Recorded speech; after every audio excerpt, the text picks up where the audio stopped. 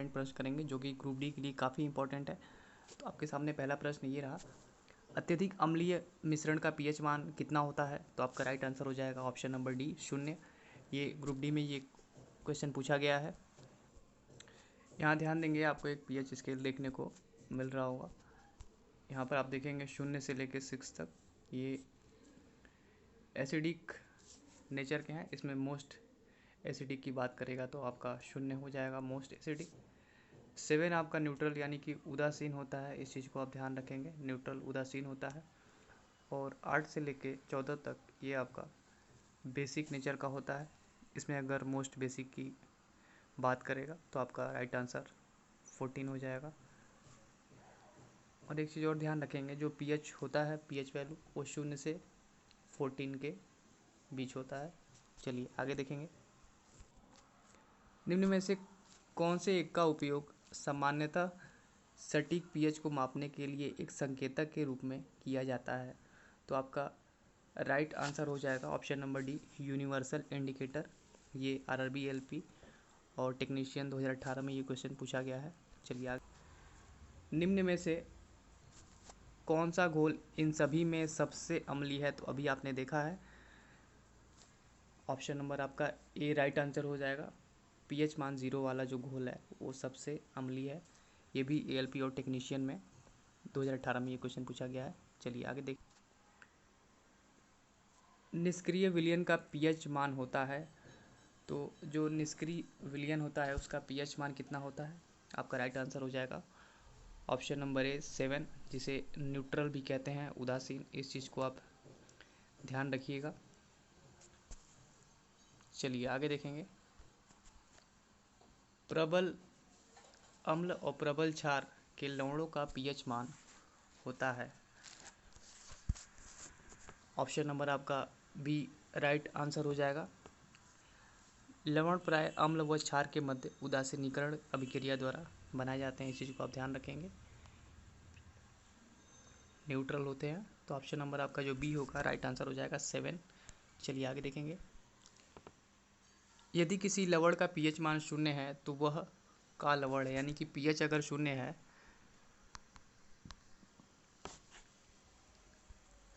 तो आपको बताना है वो क्या है। सशक्त एसिड और कमज़ोर बेस है, कमज़ोर एसिड और सशक्त बेस है, सशक्त एसिड और कमज़ोर बेस है, या फिर कमज़ोर एसिड और कमज़ोर बेस है। तो आपने अभी देखा है कि अगर पीएच 0 है तो वो क्या होगा, मोस्ट एसिडिक नेचर का होगा, यानी कि आपका जो होगा इसमें से right answer option number A आपका राइट हो जाएगा। चलिए आगे देखेंगे, आगे आपसे क्या पूछा जा रहा है, पीएच स्केल किसी विलयन में हाइड्रोजन आयन सांद्रता को मापता है। इसमें पी का क्या अर्थ है, पावर, पोटेंस, पोटेंशियल या फिर पोटेंसी? तो आपका राइट आंसर हो जाएगा ऑप्शन नंबर बी पोटेंस, जिसका जर्मन में अर्थ होता है शक्ति, पावर। और इसकी खोज एससी सोरेनसन ने की थी, इस चीज़ को आप ध्यान रखेंगे, सोरेनसन ने की थी। चलिए आगे देखेंगे, किसी विलयन का पीएच उसकी की सांद्रता पर निर्भर करता है। तो किसी विलयन का जो पीएच होता है वो हाइड्रोनियम आयन की सांद्रता पर निर्भर करता है। ये भी आरआरबी जेई 2019 में ये क्वेश्चन पूछा गया है। चलिए आगे देखेंगे, आगे देखेंगे आपसे क्या पूछा जा रहा है, निम्नलिखित में से कौन सा मिलान सही नहीं है? रक्त का पीएच 7.4 ये आपका सही हो जाएगा। सिरके का पीएच 2.2 ये भी आपका राइट है। दूध का पीएच 6.6 ये भी आपका राइट है। आपसे पूछा गया है सही नहीं है, कौन सा कथन सही नहीं है इसमें जो मिलान दिया हुआ है? तो ऑप्शन नंबर आपका जो बी होगा वो आपका गलत हो जाएगा, क्योंकि जो शुद्ध जल होता है उसका वो क्या होता है, वो न्यूट्रल होता है, यानी कि उदासीन होता है, और इसका जो पीएच होता है वो 7 होता है। चलिए आगे देखेंगे, यदि एक लवण का पीएच मान 12 हो तो यह का लवण है? दुर्बल अम्ल, दुर्बल क्षार, प्रबल अम्ल, दुर्बल क्षार, दुर्बल अम्ल और प्रबल क्षार या फिर प्रबल अम्ल और प्रबल क्षार। तो आपका राइट आंसर होगा ऑप्शन नंबर सी, दुर्बल अम्ल और प्रबल क्षार। चलिए आगे देखेंगे। निम्न में से कौन सा विकल्प उस लवण का उदाहरण है जिसके जलीय विलयन का पीएच 7 से कम होता है? आपका राइट आंसर हो जाएगा option number D, ammonium chloride. ये भी ग्रुप डी 2018 फर्स्ट इसमें ये क्वेश्चन पूछा गया है। चलिए आगे देखेंगे। एक मिश्रण नीले लिटमस को लाल में बदल देता है, उसका पीएच होने की संभावना है।